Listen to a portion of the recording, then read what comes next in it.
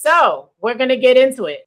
Summer Lee versus RFK Jr. Woo! So just to give some context, and we're going to look at a very short clip. It's gone all over the place online. Recorded during Black Maternal Health of this year. There were some congressional hearings, the Committee on Education and Workforce hearings, where Representative Summer Lee, who is a representative out of Pennsylvania. She's actually the first representative to be elected, Black woman elected out of Pennsylvania in the congressional district. Yes, She is asking the Secretary of Health and Human Services, RFK Jr., about Black maternal health. She's specifically asking about DEI rollbacks and restrictive language and how it affects grants and the like. But we're going to go ahead and bring that up for you to see for yourself. And then we'll come back and we'll have some commentary. Reduce maternal health mortalities by 42% at those hospitals by providing them protocols. Can you please share what the reduction has been for Black maternal health? Across the board, it's 42%. But Black maternal health still has worse outcomes than other people. I wouldn't know. It helps everybody. But it isn't. Object to that? Okay, thank you. It is not.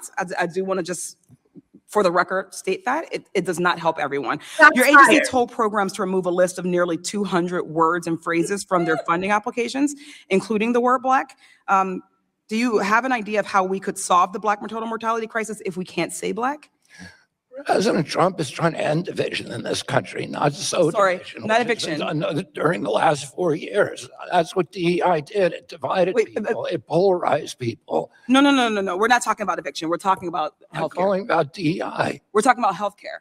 And the midst of eviction, have mercy. What we're asking is if you attack DE&I and then we have a crisis that impacts one population over another, but you cannot direct specific spending or research or interventions to that population, how do you solve the problem? Do you think the federal government should be paying for DEI? I think the federal government has a vested interest in ensuring that its citizens survive childbirth. Well, we are meeting that obligation. We are not. Oh, that I can explain to you how we are. You have not done so far. And we have reduced. All right. There was some shots fired right there by Summer Lee, who was not about it. Your thoughts, Helena? Well, me understanding the history of childbirth in America, particularly for the descendants of enslaved Africans, as a descendant of enslaved Africans myself, as a Black woman, a person who has practiced the art and the science of midwifery for close to 30 years and being a nurse in the NICU for 2 years and on the labor and delivery, as I called it at that time. I no longer use the word delivery. Prior to that, and with my vast knowledge at this point of maternal mortality and morbidity, specifically in the state of New York and in New York City, even more so, and some knowledge of maternal mortality around the United States of America, particularly in what I'm going to call the slavery stronghold states. I felt like what he was saying, let me correct and rebuke myself. What he was saying was untrue. It was appalling. A lot of people don't realize that there are certain states that have actually stopped reviewing maternal mortalities, particularly states that are not open to and supportive of women, birthing people, womb-bearing people, having abortions, having reproductive rights. And that this 42% that he talks about, it was shocking to me. Maybe it might have been more palatable if he had said, we reduced this by 8%. But we know where is this being reduced at? Because the CDC pretty much has been shut down from collecting all the data. We know that a lot of the data systems went away. Our colleagues at the American College of Obstetrics and Gynecology were great enough to, start when they said they were going to take down PRAMS, which is the pregnancy monitoring system, and a lot of other maternal mortality data. They have, big technological systems that, went ahead and saved these things in case, we don't know what's going to happen with the CDC. But maternal mortality definitely has not been shut down for any population. And I want to be clear on that. While we're focusing, and Summer Lee, rightfully so, was focusing on Black women, maternal mortality has not been shut down for any race, culture, population of women in the United States of America at the rate of 42% at all.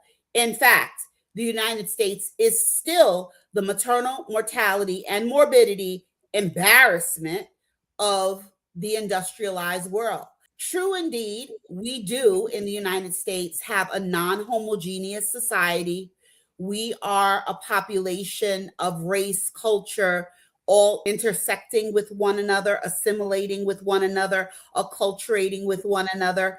But we do know, due to racism, due to purposeful under-resourced going into Black and brown areas, particularly Black areas more, due to redlining, due to reproductive rights being stripped away, and due to the history of discrimination and racism, period, with Black people not being understood, not being listened to, that we have higher rates of maternal mortality. Even to take it further, the very definition of maternal mortality as it relates to the United States of America, pregnancy rates and mortality are divided into two categories. Pregnancy related are deaths that happen that are related to the pregnancy. A person, let's say, who had bad diabetes or bad hypertension that wasn't well treated, and as a result, the pregnancy, they were pregnant as well, and then things combusted, and they died as a result of their pregnancy. Pregnancy associated could mean a mental health or a substance use issue that the person had that preceded their pregnancy, that then at day 205, something happened, they didn't get treatment, and they succumbed related to that as well. And so it's important to categorize what we're talking about when we talk about maternal mortality. But per our CDC, per the Centers of Disease Control, we're talking about from the time the person gets pregnant till 365 days after the child is born. We are not doing well in the pregnancy related category for any race of women, and we're not doing well in the pregnancy associated category as well. So I'm glad Summer Lee addressed this and asked those questions, because for a people where more was taken from Black people, more was taken from Black women. And if we know anything and we respect anything about genetics, mitochondrial DNA, and epigenetics, we know that Black women in particular are holding the mitochondrial DNA, the dis-ease, the worry, the stress, all the processes that their mothers for 5 generations, that's what the science tells us, in their bodies. And that, along with the modern day stress and things that go on in the medical industrial complex, where Black women are continuing to complain about their birth experience and their afterbirth care, because postpartum care is not 6 weeks. Postpartum care is 12 to 18 months.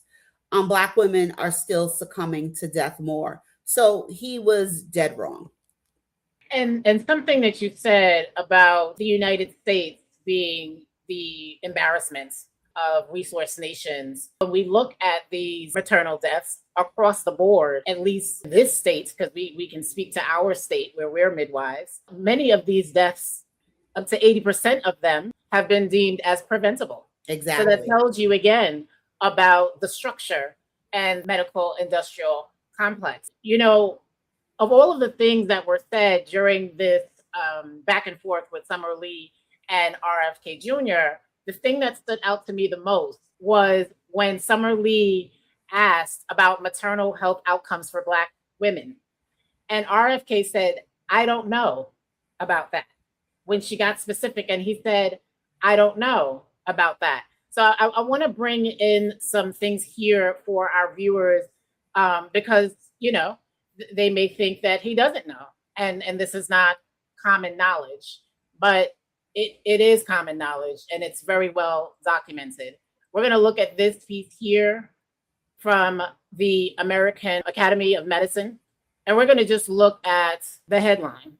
AMA adopts guidelines that confronts systemic racism in And medicine. this is right in 2021, okay? And many organizations came out in 2021 talking about this, and we're going to go here. Systemic racism in medicine is the most serious barrier to the advancement of health equity and appropriate medical care. This was from AMA board member Edwards.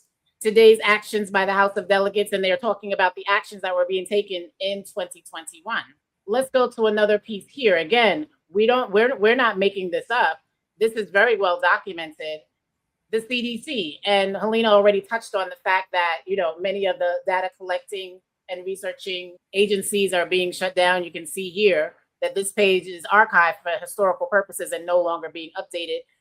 This is another one that was from 2021. Media statement from the CDC director, Rochelle Walensky, Racism in Health, giving a statement here about the fact that it is racism and not race. It is not biology of Black people that is causing them to have disparate outcomes. It is racism and systemic racism at that.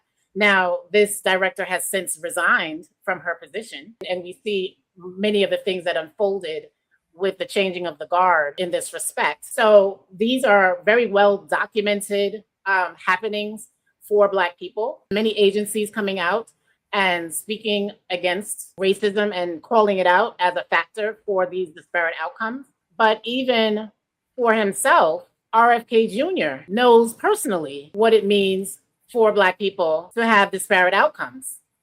RFK Jr. was heavily involved in the production of the documentary through his organization, Children's Health Defense, that talks about things like the Tuskegee study of untreated syphilis in the Negro male. That was the name of the study. Experimentation on the enslaved people. And a lot of what was brought forth in this documentary came from Harriet Washington's book, Medical Apartheid.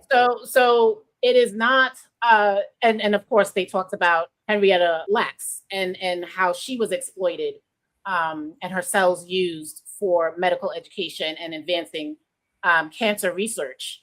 So RFK Jr. is very well aware that what he was saying is not. I forgot. I'm going to say he's captured. Well, between 2021 and now 2026, the ecosystem around these conversations has shifted vastly. We don't need to get into all the reasons why. I think everybody has the news and has social media, so they know why. So, that could be the reason why some people have decided and willfully forgotten what they knew in 2021. They no longer know in 2026. Yeah, he said he didn't know. He's the Secretary of Health and Human Services.